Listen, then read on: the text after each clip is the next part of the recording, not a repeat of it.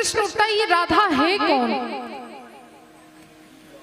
सारे देवता एक बार भगवान नारायण के पास पहुंचे।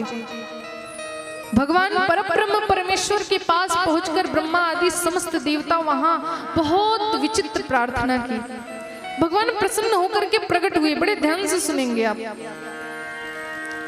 जब सारे देवताओं ने स्तुति की, भगवान प्रसन्न हुए, बोले क्या इच्छा है आपकी?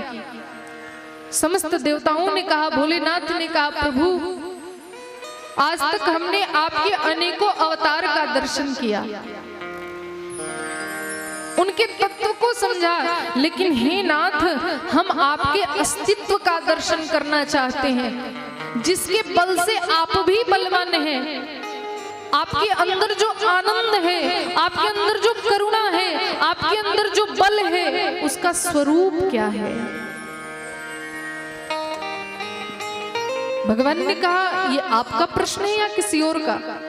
भोलेनाथ ने कहा कि ये प्रश्न तो संतों का है कि चलो चल करके भगवान की निजता का, उनके अस्तित्व का दर्शन करें। लेकिन ये संकोचवश बोल नहीं पा रहे थे, तो मैं बोल रहा हूं। प्रभु हम ये जानना चाहते हैं, संतों का प्रश्न है कि प्रभु के अंदर जो इतनी करुणा है, जो जीव के कोटि कोटि अपराध को, समस्त पापों को एक क्षण में भुला जाते हैं, एक क्षण में भूल जाते हैं, इतनी करुणा जो जिनके अंदर विराजमान है, उस करुणा का स्वरूप क्या है? आप हमें दर्शन कराइए। आपकी निजता क्या है? आपका अस्तित्व क्या है नाथ? भगवान ने कहा, ठीक है, आप सब उसका दर्शन करें। देखते ही देखते भगवान के अंदर से इतना तेजों में प्रकाश निकला कि उस प्रकाश में इतनी सुंदरता थी, इतना आनंद था, इतना लावण्य था, इतना माधुर्य था, इतना ऐश्वर्य था कि सारे देवता अचंभित रह गए। सबने कहा, प्रभु इसको स्वरूप दीजिए। भगवान ने उसको एक स्वरूप दिया, और वह जो प्रकाश था वह एक 16 वर्षीय कन्या बन गई।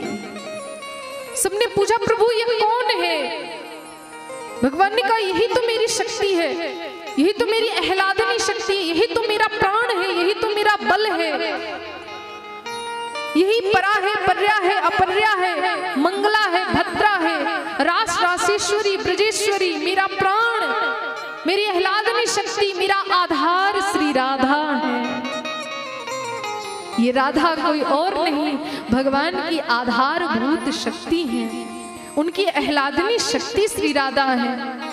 राधा और कृष्ण में कोई भेद नहीं है, एक स्वरूप सदा द्वै नाम, आनंद के आह्लादिनी श्यामा, आह्लादिनी के आनंद श्याम।